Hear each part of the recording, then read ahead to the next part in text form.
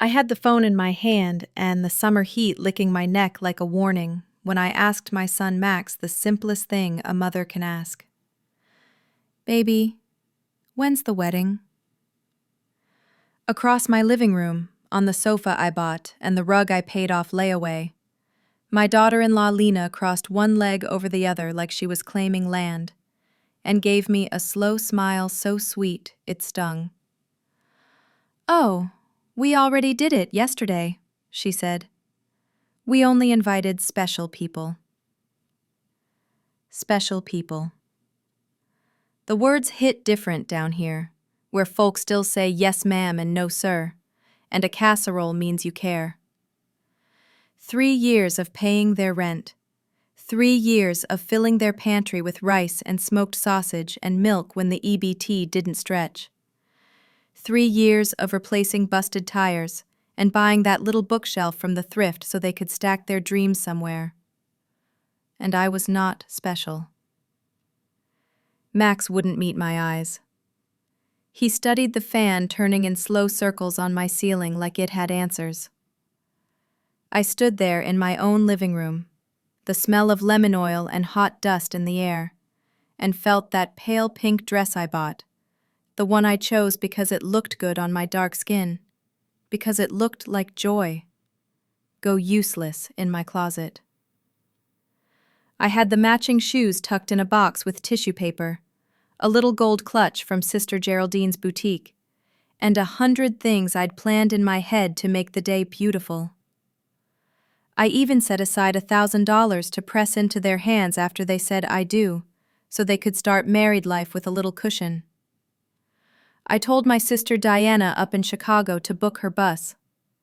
I scrubbed baseboards and polished picture frames, because I thought after the ceremony they might want to sit on my porch and eat my peach cobbler.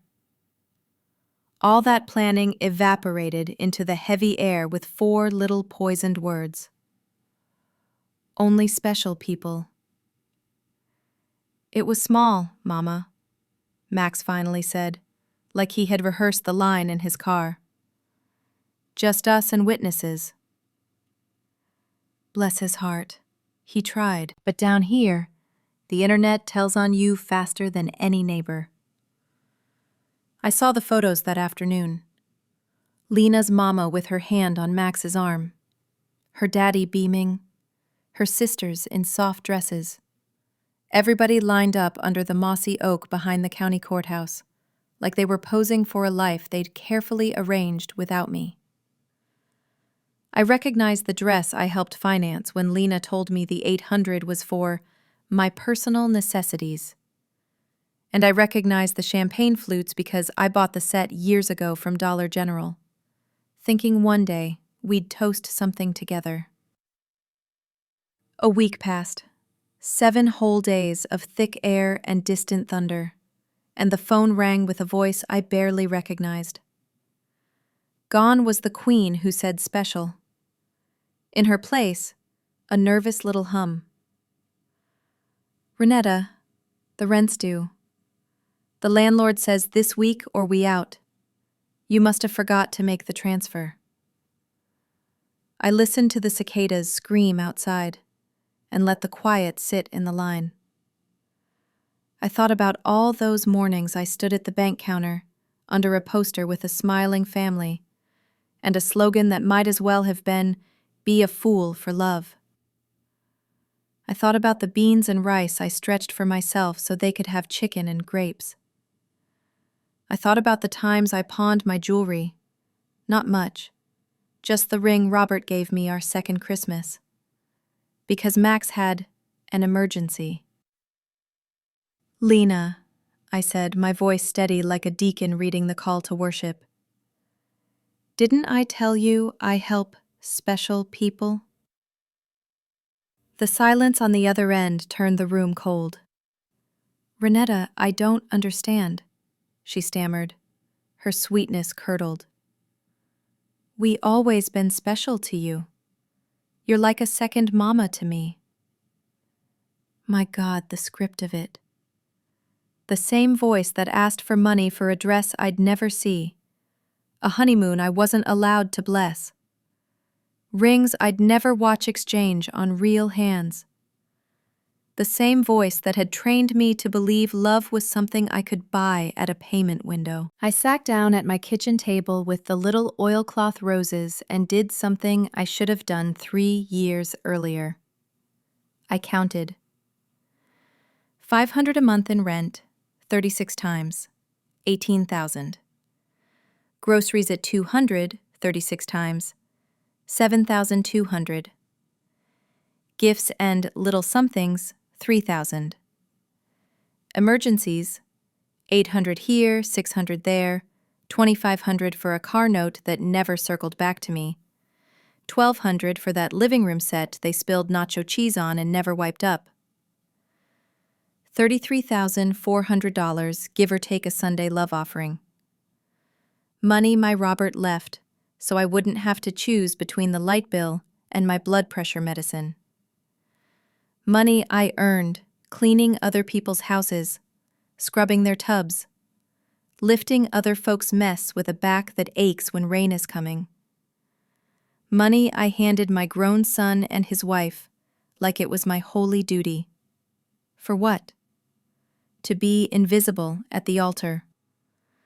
When I stop crying, I don't cry soft.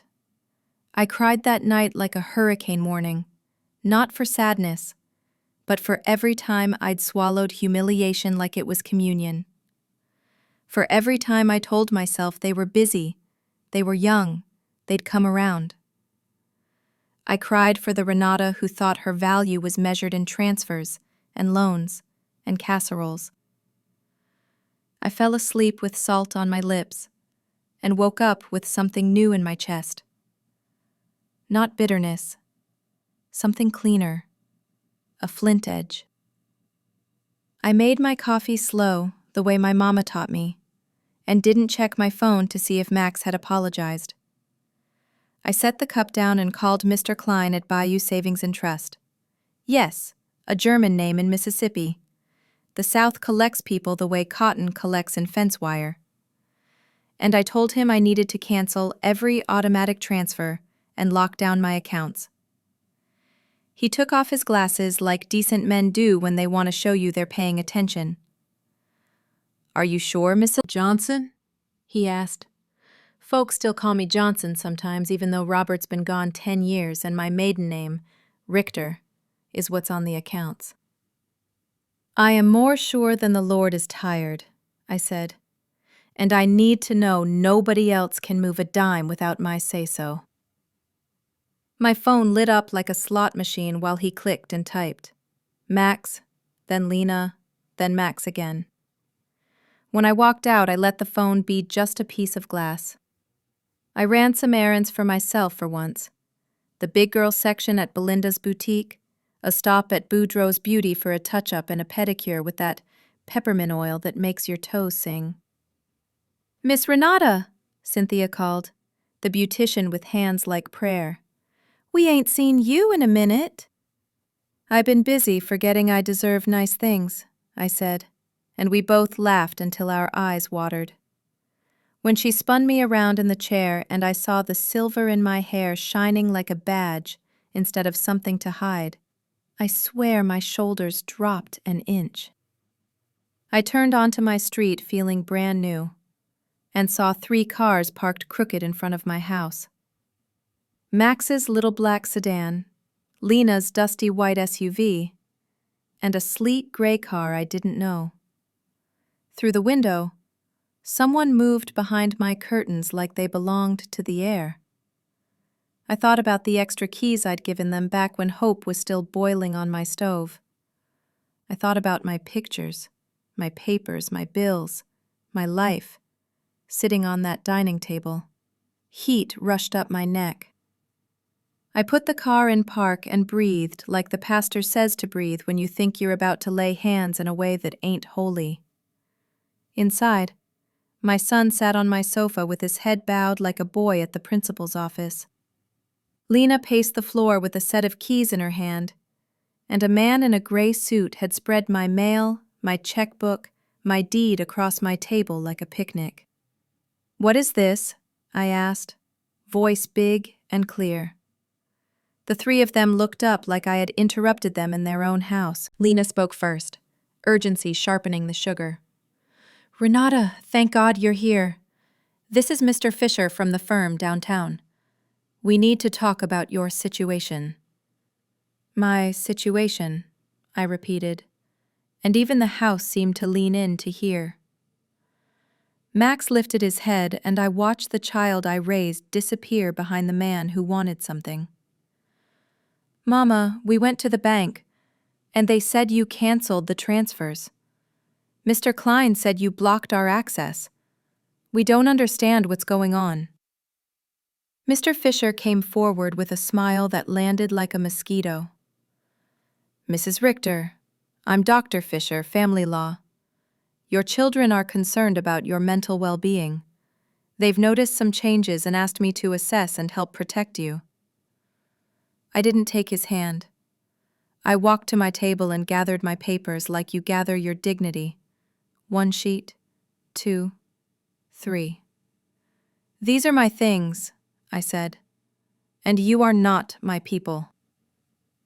Max used his new patient voice, the one men practice when they want to call a woman crazy without saying crazy. We're worried, Mama. You cut us off out the blue. You don't answer your phone.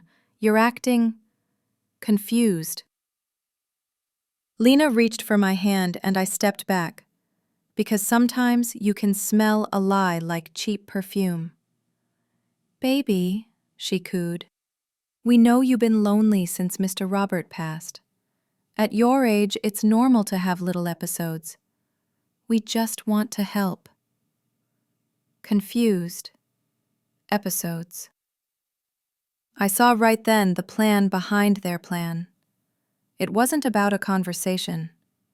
It was about control. I am not confused, I said, the words landing solid as brick. I am clear. And what you are going to do now is leave my house. Mr. Fisher's smile thinned. Mrs. Richter, your children are within their rights to intervene if your financial decision-making is impaired. We have some documents here. A limited power of attorney, purely temporary, until you're feeling better. He set a folder on my table like a trap, and I picked it up and fed it to the trash can like you feed a fire paper. Clean and final. Lena's eyes flashed. You can't do this to us, Renate. We made plans. We got bills. You co-signed the credit card. We got a life we built with your support. A life built on my money, I said. Not my presence. Not my joy. Not my company. My money. Max stood, his face tightening into that small, hard mask boys put on when they're about to throw a tantrum big enough to pass for a man's opinion. Mama, be reasonable. The wedding was a misunderstanding. Lena was nervous. I was under pressure. We can do something at your house next month. Just help us through this month. Reasonable, I repeated, and the way the word tasted in my mouth told me I had let it be a leash for too long. Reasonable meant erasing myself to keep the peace, paying to be tolerated, signing away my right to be loved as a person and not a purse. Mr. Fisher slid another form out like a magician pulling ribbon from his sleeve. If you won't sign today, I'm obligated to tell you your family may pursue guardianship. The word hit the room like a thunderclap. Guardianship. My own son, my only child, was willing to stand in front of a judge and say his mama couldn't think straight, just to get his hands back into my pocketbook. Get out, I said, pointing to the door the way my mama used to point to my bed when I was mouthy. All three of you, go. They blustered and threatened in turns, Lena's tears popping and drying quick, Max pacing and pleading and posturing. Mr. Fisher packing his papers with offended dignity. And then the door shut behind them, and my house was mine again. The silence that filled it wasn't empty. It hummed. Freedom has a sound when it returns to a place. I didn't sleep much that night, not from fear, from the aftershake of standing up straight. I woke before the sun, slid on my black church suit, and drove to see Mr. Weber, the attorney who handled Robert's will back when grief made everything taste like metal. Mr. Weber is a quiet white man with a jaw that looks like it's used to saying no to nonsense. I told him the whole story with my receipts lined up like soldiers. He listened like a baptized man and then said the words I didn't know I needed. What they tried yesterday has a name, Mrs. Richter. Elder financial abuse. It's a crime. We built a plan in his wood-paneled office while the air conditioner grumbled like it was tired of summer. Cancel every access. Document every transfer. Change the will if I wanted to. Change the locks either way. Install cameras. Open a new account over at First Cajun, where none of them could smooth-talk a teller who knew Mac since Pop Warner. He whistled quiet when the total came to $33,400. With this, you could have traveled or fixed your porch or funded your own peace. Instead, you funded their comfort. I know, I said, and didn't cry. But I'm done. At the hardware store, Mr. Summers, a round man with laugh lines and a belly like a drum, lifted his head. Another emergency with your boy? He asked, kind but tired the way people get when they've watched you carry a load you weren't meant to carry. No, sir, I said. This one's for me. His son Ethan came out from the back, and before I could get ahead of the thought, I had ordered a full security system with alerts to my phone and the police. Irony is a southern dish. It tastes like sweet tea with lemon and a sting you don't see until you swallow. On my way out, the phone buzzed with a number I didn't recognize. I let it ring twice, then pressed green, because sometimes you have to hear the lie one more time to lay it down for good. Renate, Lena said from somebody else's phone, her voice soft as buttered cornbread. Please don't hang up. We want to make it right. How about we come over and cook you dinner to celebrate? Just us. Like family. How much is the rent? I asked. She went quiet and then tried to pour gravy over it. 2 months. 1,000 total. But it ain't about that. We miss you. Do you miss me? I asked her. Or do you miss my money? Credit where it's due. The girl can be honest when cornered. Both, she said. We love you and we need your help. If I was important, I said, I would have been important at the courthouse. I would be important on days you don't need a transfer. The quiet that followed didn't ask for mercy. It asked for the truth, and I gave it to her. You made your choice. I'm making mine. I turned my phone off, went to the salon, and let women who know their worth comb mine back into place. You look free, Cynthia said when she finished, and she wasn't wrong. I got home to find an older woman sitting on my front steps holding 2 coffees in a cardboard tray. Mrs. Richter? She asked, standing slow. I'm Eleanor Brooks from 2 houses down. I heard raised voices yesterday and wanted to check in on you. Concern without a price tag feels like a miracle in a world where everything's on sale. I opened my door and made us fresh coffee anyway. This is the South. And told her the story. She listened, nodded, and then laid her own history on the table beside mine. Her daughter did it 5 years before. Cut the money off, cried every day for 3 months, then woke up and felt air in her lungs again. 6 months later, she said, My child apologized, for real. Maybe yours will, maybe won't. Either way, baby, you ain't responsible for their adulthood.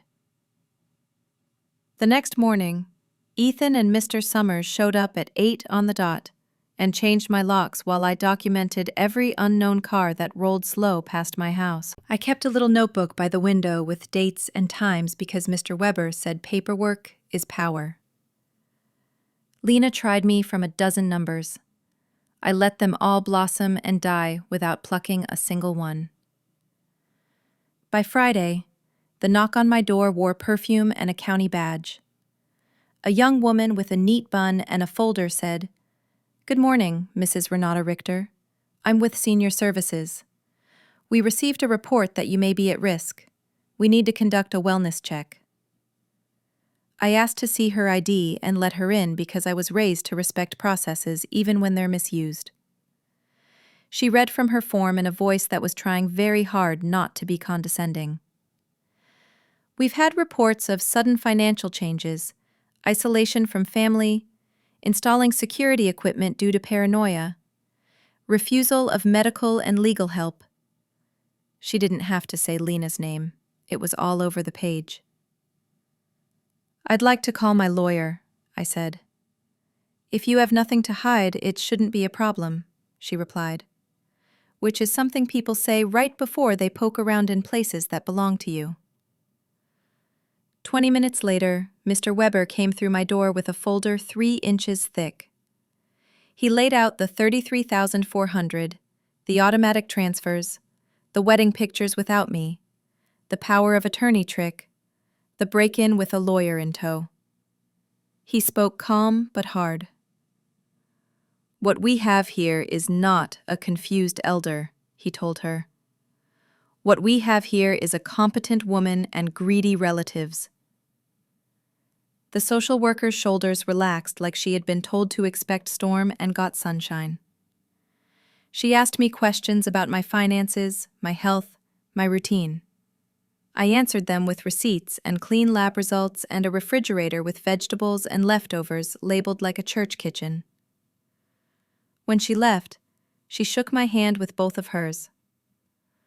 "I will be closing this report," she said. "If anyone calls again, have them speak directly to me."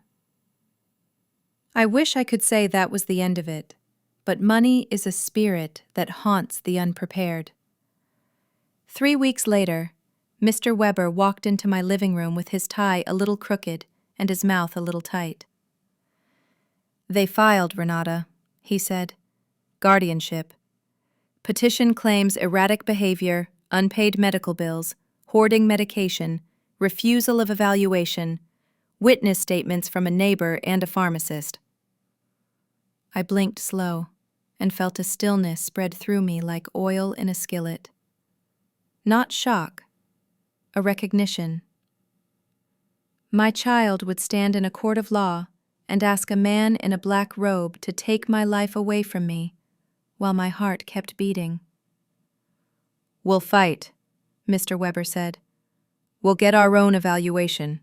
We'll get Mr. Green to correct the record. We'll make it clear Mr. Davis is a busybody, not a witness." We went to the pharmacy first. Mr. Green turned red and sputtered when I asked why he told a court I was erratic with medication. "Mrs. Richter, your daughter-in-law came in worried you weren't taking care. I said you only bought vitamins and aspirin. I didn't know she'd twist it." He wrote a statement while we waited. We knocked on Mr. Davis's door next. He squinted at me over his screen door and said the kind of things men say when they don't like women who mind their business. That installing cameras was paranoid. That my friends coming over was suspicious. That me telling my family to get off my porch was yelling in public. I let him talk because there's no sense arguing with the man who's decided your dignity is loudness. Dr. Moore gave me the kind of test people try to make old folks fail. I counted backward by sevens, drew a clock, remembered 3 words after 20 minutes. read a paragraph and told it back like a testimony. She asked me about bills and insurance and my will, and I told her which folders lived in which drawer because order is the only way you survive poverty and grief without losing your orange light bill. "Mrs. Richter," she said when we were done, smiling with her eyes, "you are sharper than my interns." I went home to a casserole on my porch and a note from Eleanor. "For court day, so you don't forget to eat." And I sat on my sofa and let the future come to me quietly. This is the part where an old story might have me break. Instead, I felt something else. Something my mama tried to braze into me with collards and scripture. A knowing. If they wanted a war, they were going to get one. But not the kind with screaming and slammed doors. The kind you win with paper and patience, with truth and time, with a spine that remembers it was born straight. When the day came, I put on my black suit and my pearl clip, the one Robert loved, and walked into that courthouse with my head up and my feet steady. I passed Max in a new suit he couldn't afford, and Lena in tasteful black like grief she'd never earned. We didn't look at each other long. If I had, I might have remembered the shape of his face when he was little and scared. And this wasn't a day for old pictures. This was a day for names on forms and facts in order, and the shape of a woman's life drawn larger than a bank account.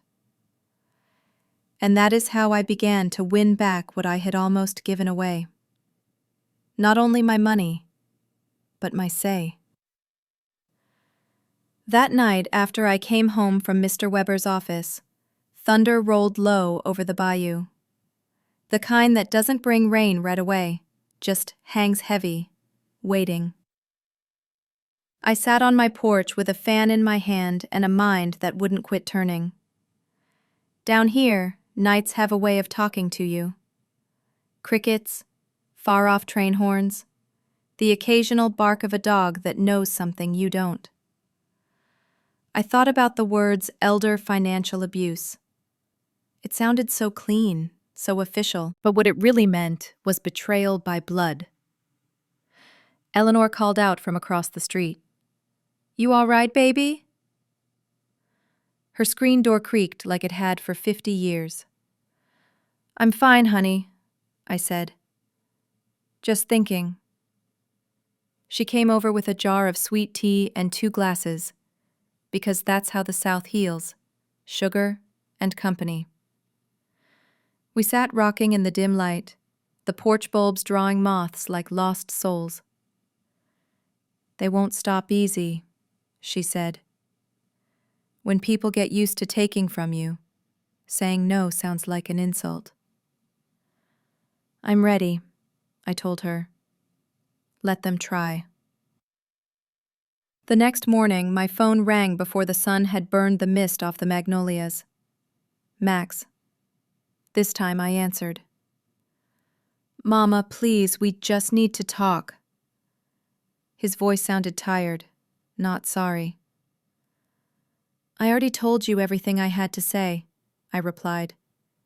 "You made your choice." He sighed, that deep, dramatic sigh men use when they think patience is persuasion. "You've been acting strange, Mama. Everybody says so. The neighbors." I laughed. "The neighbors? The ones who don't speak unless they need sugar? Boy, don't play." "Mama," he said, voice low now. "You're not the same. Lena's worried sick." "She should be," I said, and hung up. By noon, there was a letter from the courthouse slipped under my door. Mr. Weber's handwriting in blue ink across the top. They filed officially. Don't panic. I didn't panic, but I did feel something old stir in me. My mama used to say every woman's got 2 lives, the one she lives for everybody else, and the one she starts when she finally says no more. I reckon mine had just started. We worked fast. Mr. Weber called witnesses. Eleanor gathered my church friends. "We'll testify," Sister Martha said, her hat tilted like a general's crown. "Ain't nothing wrong with you but good sense." We filled out forms, gathered receipts, took photos of my tidy kitchen and my medicine cabinet. Vitamins, nothing stronger. Every detail mattered. Mr. Weber said, "The court loves paper more than truth, so give it both." That weekend, Max and Lena started their campaign. They went door to door telling folks I'd lost my mind, that I'd locked myself in, that I was being manipulated by strangers. I caught sight of them one afternoon on Eleanor's side of the fence. "Mama," Max called, "come out, talk to us." "I am talked out," I said, "and this is trespassing." Lena's voice cracked like she'd practiced it. "Renate, please, we love you."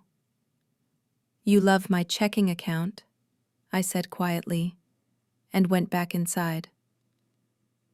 By the following Wednesday, Mr. Weber had set up my evaluation with Dr. Moore. The building was cool and smelled of old paper and lemon cleaner. Dr. Moore was a black woman in her 50s with eyes that didn't miss a thing. She asked me about my memory, my bills, my church, my cooking habits. I answered every question slow and steady, the way my daddy taught me to speak when I knew I was right. When we were done, she said, "Mrs. Richter, you've got more sense than half the people filing lawsuits in this county. Don't let them shame your clarity." I walked out feeling tall. The next few days were quiet, too quiet. I baked cornbread, cleaned the porch, tried to rest, but my nerves buzzed. I knew the storm was gathering behind courthouse doors. When Eleanor stopped by with peach preserves, she said, "They're spreading talk at the Piggly Wiggly. Say you gone crazy." "Let them talk," I said. "Words don't pay rent." But that night, I dreamed of Robert.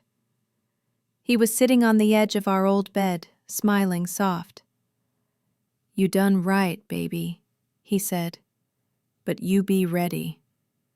They gon' try one last time." 2 days later, I found out how right he was. I was at the farmer's market when I saw Lena at the other end of the row, pretending to look at tomatoes. She hadn't seen me yet, so I watched her. She looked thinner, harder, eyes darting like she was afraid somebody might see through her. When she finally noticed me, she smiled, like everything was normal. "Renate, you look great." "Save it," I said. "Whatever you're selling, I ain't buying." She stepped closer, lowering her voice. "It doesn't have to be like this. If you just sign the papers, we can all move on. Max is losing sleep." "So am I," said. "But mine's from peace." Her smile cracked. "You think you're better than us now?" "No," I said. "Just free." I walked away and didn't look back. That night, the sky broke open with rain, thunder rolling so loud it shook the window panes. I sat up in bed, watching lightning flash through the magnolia branches, and felt calm. The fear that used to live in my stomach had burned off. What replaced it was iron. Next morning, Mr. Weber called. "They pushed the hearing up to next week. Be ready." "I've been ready," I said. He chuckled. "That's what I like to hear." When Sunday came, I went to church for the first time in months. Pastor Willis preached about Daniel in the lion's den, how faith don't stop the lions from coming, but it keeps you from trembling when they roar. Eleanor shouted "Amen," and I felt it deep. After service, Sister Martha hugged me tight. "You stand firm, Renate. Don't let them turn you into something to pity. I won't, I promised. As I walked home through the heavy heat, I passed the courthouse square. The building looked small, almost harmless, but I knew better. That's where they'd try to strip me of my name, my sanity, my independence, all wrapped in legal words and false concern. I paused on the steps and whispered, "Lord, let truth be louder than their lies." Then I went home, made myself a plate of leftover fried chicken, and slept like a woman who had finally stopped apologizing for breathing. The morning of the hearing came hot and bright, the kind of heat that feels personal. Even the air was thick with judgment. I ironed my black suit the night before, laid out my pearl clip, and shined my shoes until I could see my reflection. When I looked in the mirror, I didn't see an old woman. I saw a storm that had finally learned how to aim. Mr. Weber picked me up in his dusty Buick. He had 2 cups of coffee and a folder thick enough to raise the dead. "You nervous?" he asked. "Only a fool walks into a courtroom calm," I said. "But I ain't scared." The courthouse smelled like wax and old paper, and the ceiling fan spun lazy circles that didn't help the heat one bit. Max was there in a new blue suit, Lena right beside him in black like she was attending a funeral. Maybe she was. Our families. Their lawyer was an old white man with gold cufflinks and the kind of smile that don't reach his eyes. When the judge walked in, everyone stood. Judge Miller, a gray-haired man who looked tired of lies but too polite to say it. "Let's begin," he said. Max's lawyer started talking like he was reading from a script.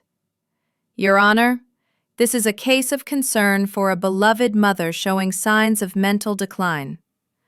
Mrs. Renate Richter has isolated herself, terminated all financial assistance to her son and daughter-in-law, and displayed erratic paranoia by installing unnecessary security systems.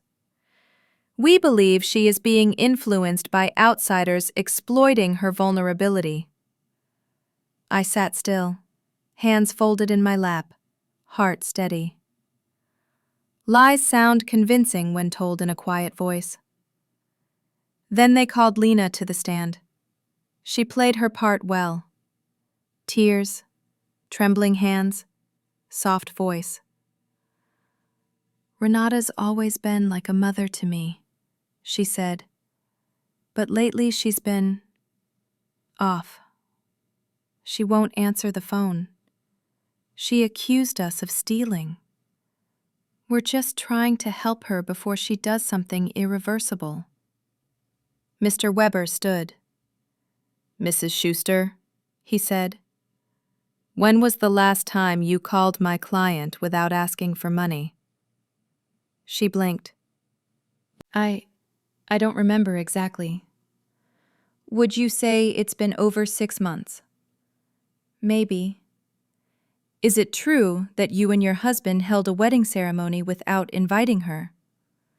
It was small. Did you or did you not tell her you only invited special people? Lena's cheeks flushed red. That's out of context. What's the right context for telling your mother-in-law she isn't special? The courtroom went so quiet you could hear the ceiling fans groan. Next was Max. My boy. My blood. I watched him swear to tell the truth and then twist it till it fit his story. "Mama's always been generous," he said, "but she's not herself. She's talking to strangers, locking her doors. She's letting people take advantage of her." Mr. Weber waited until the lawyer sat down before he stood again. "Mr. Richter, how much money has your mother given you over the last 3 years? Max shifted. "I don't know the exact number. Would 33,400 sound about right? He swallowed hard. Maybe. How many times have you visited your mother without asking for money? No answer. Is it true you entered her home without permission? He looked down. We were worried. Did you bring a lawyer to pressure her into signing over power of attorney? Yes, but no further questions, Mr. Weber said, sitting down like he'd just nailed the lid on something heavy. Mr. Davis took the stand next, the nosy neighbor who'd been eager for a spotlight. He mumbled about me yelling and installing cameras. When asked if he'd ever seen me act confused or forgetful, he admitted no. Just protective, he said. Then Dr. Lehman, their so-called expert, said my refusal to take an evaluation proved my mental decline. Mr. Weber smiled like a man with an ace. Then let's submit Dr. Moore's evaluation, which shows Mrs. Richter's cognitive results above average for her age. Judge Miller adjusted his glasses. Duly noted. Now it was my turn. I walked to the stand slow but steady. The floorboards creaked like they were clearing their throats for me. I looked at that room. My son, his wife, strangers with pens, and I felt something holy rise in me. Mr. Weber asked gently, Mrs. Richter, why did you stop supporting your son financially? Because I realized love don't need a receipt, I said. I was buying affection from people who never intended to love me back. I gave them my money, my time, my peace, and all they gave me was silence. I stopped paying for pain. He nodded. Do you believe you are mentally fit to handle your own affairs? I raised a child alone, paid every bill on time, kept a roof over my head, and supported 2 grown adults who wouldn't lift a finger without my card. I think I'm more than fit. The opposing lawyer tried to rattle me. Mrs. Richter, isn't it true you've isolated yourself from family and spend time with new acquaintances? Is it isolation when the family don't call unless they need cash? I said. And yes, I spend time with friends who don't charge interest. Laughter rippled through the courtroom before the judge banged his gavel once. When both sides rested, the judge disappeared into chambers. The silence that followed was thick enough to chew. Lena whispered furiously to Max. He stared at the floor. 2 hours later, Judge Miller returned with papers in his hand. He cleared his throat. After reviewing all evidence and testimony, this court finds that Mrs. Renate Richter is fully competent. Her financial decisions are her right and responsibility. There is no proof of mental impairment. Lena gasped. Max just froze. The judge looked over his glasses. Furthermore, the court finds reason to believe this case was motivated by financial interest rather than genuine concern. Petition denied. Case dismissed. It took a second for the words to sink in. Then it hit me like cool rain after a drought. I'd won. Mr. Weber touched my shoulder. You're free, Renate. I stood, knees shaking. But it wasn't weakness. It was release. As I turned to leave, Max caught my eye. For a heartbeat, I saw regret flicker there, small and useless. Then he looked away. Outside, the sun was blinding. Eleanor was waiting on the courthouse steps with her big Sunday hat and a smile so wide it could heal a wound. I told you, she said, grabbing my hands. Truth don't need no sugar. I laughed for the first time in months. Let's go home, baby, I said. I'm hungry for freedom. The day after the trial, the world felt brand new. The air smelled different, like rain on hot concrete and magnolia leaves after a storm. I sat on my porch in my softest house dress, a cup of chicory coffee in my hand, watching sunlight dance through the Spanish moss. For the first time in years, I wasn't waiting on a call, a knock, or an emergency. Just quiet. Sweet, earned quiet. Eleanor came over with a box of donuts and 2 paper cups of orange juice. "You sleep good?" she asked, settling into the chair beside me. "Didn't sleep much," I said, smiling. "Didn't need to. My mind finally got some rest." We sat in silence for a while, listening to the cicadas and the sound of the mail truck rolling past. Freedom doesn't shout. It hums. Inside, the phone blinked with messages. Unknown numbers, probably Max and Lena trying one last time. I deleted them without listening. I'd already heard everything they could possibly say. Later that week, I went to the bank alone. Mr. Klein greeted me with a grin. "Mrs. Richter," he said, "I saw your name in the court docket. Looks like justice went your way." "It surely did," I said, handing him my new account paperwork. "And I'm here to move my peace of mind somewhere safer." He nodded, respectful. "It's good to see you smiling again." Walking out, I felt the breeze tug at my scarf. For 3 years, I'd walked into that building with guilt in my chest. Now I walked out taller. I started spending my mornings at the community center down the street. There was a painting class taught by Miss Arlene. 83 years old, sharp as a tack, with hair white as cotton candy. The first time she saw my hands trembling over the brush, she said, "Baby, paint like nobody owes you an apology." So I did. Every stroke felt like healing. I painted magnolias, rivers, and one day, without meaning to, I painted a woman sitting on a porch with sunlight on her face. She looked like me, heavier, older, but free. Eleanor started introducing me to her circle, a group of women who met every Thursday at the church fellowship hall. They called themselves the Silver Sisters. I laughed at first, but then I sat down and listened. Each of them had a story that sounded too familiar. Children who stopped calling until the bills were due.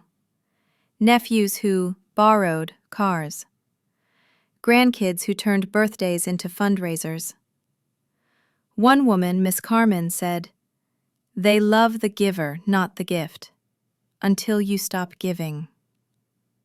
We all nodded. We made a promise that day. No more shame for saying no. No more apologizing for being alive and owning what we worked for. That Sunday, I stood up in church when Pastor Willis asked if anyone had a testimony. My knees shook, but my voice didn't. "I just want to thank the Lord for teaching me that saying no ain't a sin," I said. "Sometimes it's the only way He can say yes to you." The whole church clapped, and I felt something light up in my chest. Not pride, not anger. Peace.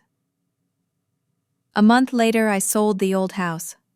Not because I hated it, but because I was done carrying ghosts. I moved into a sunny apartment downtown, walking distance from the park and the farmer's market. I bought new furniture, bright colors, soft fabrics. No memories attached. Eleanor helped me unpack, humming gospel tunes under her breath. "Look at you," she said, hanging my favorite floral painting on the wall. "New place, new life. You glowin', baby." "I'm finally living for me," I said. The next week, I took a bus trip with the Silver Sisters to New Orleans. We danced on Bourbon Street, ate beignets, and listened to old blues under a red neon sign. I hadn't laughed that hard in 20 years. At one point, Arlene raised her glass and said, "To all the women who stopped funding ungrateful people." The whole table burst out laughing. When I came home, the apartment smelled like lavender and clean air. On the kitchen counter, a letter waited. No return address, just my name written in Max's handwriting. I sat for a long time before opening it. "Mama," it began, "I don't expect you to forgive us. I just want you to know we're sorry. We lost our jobs, had to move out the apartment. Lena's working at the diner now. I'm trying to find work. You were right. We needed to grow up. I hope you're okay." I folded the letter and placed it in the drawer under my Bible. Not out of anger, but because forgiveness didn't need an audience. That night I went out on my balcony. The city lights flickered like little candles, and for the first time, I didn't feel alone. I thought about Robert, about my younger self, about the version of me who believed love had to be earned. I whispered to the air, "I'm okay now." Eleanor called from across the street, her voice floating through the night. "You still up, Renata?" "Yeah, baby," I said, "just thinking." "What you thinking about?" "That maybe the hardest part of love is learning where to stop giving." She chuckled. "Amen to that." I smiled, leaned back in my chair, and closed my eyes. Somewhere down the street, a jazz trumpet cried out soft and slow. Freedom didn't come loud or dramatic. It came like this: warm air, full heart, peace without apology. And I knew, deep down, I'd never go back. 6 months passed and the world kept on turning, only now it turned at my pace. The mornings came slow, with sunlight pouring through lace curtains and the smell of buttered grits drifting from the stove. I'd sit with my cup of coffee, listening to the old gospel station play Mahalia Jackson and Sam Cooke, and I'd feel it deep. Not just the music, but the meaning. I'd made it through the storm without losing myself. That was grace. My days had a rhythm now.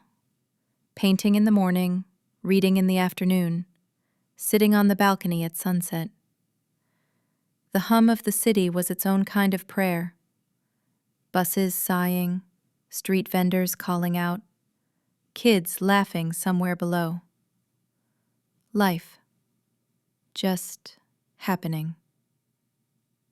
I didn't need to control it anymore. Sometimes I'd get letters from people who'd heard my story at church or through the Silver Sisters. Women who were tired. Women who felt invisible. Women who gave until there was nothing left. They'd write things like, "Your story gave me courage to stop letting my grown kids use me." Or, "I cried reading about you because it felt like me." I'd sit at my desk with the soft lamplight and write back, "Baby, it ain't selfish to save your own life." Every now and then I still thought of Max. Not with hate, that part had healed. I prayed for him like I prayed for rain in a dry season. Quietly, sincerely, without expectation. I figured life would teach him the lessons I couldn't. One Sunday afternoon, I ran into Sister Martha outside the church. "Renata," she said, fanning herself with a hymn book. "I heard you've been mentoring some of the younger women." "I just talk," I said, laughing. "They listen, that's all." "Baby, that's called teaching," she said. "You've been through fire. Might as well light the path for somebody else." That stuck with me. A week later, I started volunteering at the senior center, helping folks fill out forms, teaching them how to set up online banking, explaining how to say no without shame. I'd tell them, "If your love got a price tag, baby, that ain't love, that's labor." They'd laugh, but then they'd nod, because truth has a way of landing soft but staying firm. In that little room full of folding chairs and stories, I found a new kind of family. Not the one I'd given birth to, but the one I chose. We shared coffee, memories, recipes, and healing. Every Thursday, we'd end our meetings with a little prayer. I'd close my eyes and thank God for every woman who'd learned that freedom doesn't come from forgiveness alone. It comes from boundaries. One evening, Eleanor came by with 2 slices of sweet potato pie and news that the Silver Sisters wanted to throw a little celebration for me. "A new beginnings party," she said. "They say you the example of what starting over looks like." I laughed so hard I almost spilled my tea. Lord, they gonna have me giving speeches now. And they did. That Saturday, the church hall was full of folding tables, paper flowers, and laughter. Miss Arlene brought her paints, Miss Carmen brought her famous jambalaya, and Sister Martha led a prayer so powerful it made even the men in the back row shout amen. When it was my turn to speak, I didn't read from no paper. I just talked, the way women do when they mean it. "I used to think love meant never saying no," I said. "I used to think being needed was the same as being loved, but it ain't. Love that drains you ain't love, it's debt. And baby, I paid mine in full." The room went quiet. Someone sniffled in the back. "I ain't bitter," I continued. "I'm better. Because now I know what love really is. It's peace. It's laughter. It's sleeping through the night without waiting for the phone to ring. It's being able to sit with yourself and not feel empty." They clapped and hollered, and I just stood there smiling, tears slipping down my cheeks like warm rain. After the party, Eleanor and I sat outside under the streetlight with paper plates of leftover pie. "You know," she said, "I think we done turned our pain into something holy." "I think you right," I said. "We didn't just survive. We started living." That night when I got home, I turned off the lights and stood by the window. The city glowed beneath me, a patchwork of lights and movement, people living, loving, losing, learning. I thought about all the women like me, sitting somewhere in quiet kitchens, wondering if it's too late to take their lives back.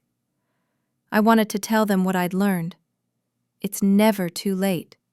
You can start over at 72, 75, or 80.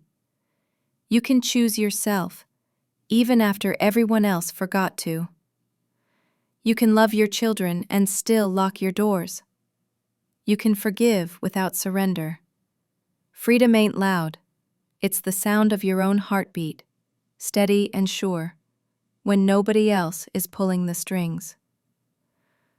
I turned off the lamp, crawled into bed, and whispered a little prayer. Not for protection, but for peace. "Thank you, Lord," I said, "for teaching me that love without respect is just a fancy form of fear." As I drifted to sleep, I dreamed of my younger self, the one who thought she had to buy affection, the one who gave until she disappeared.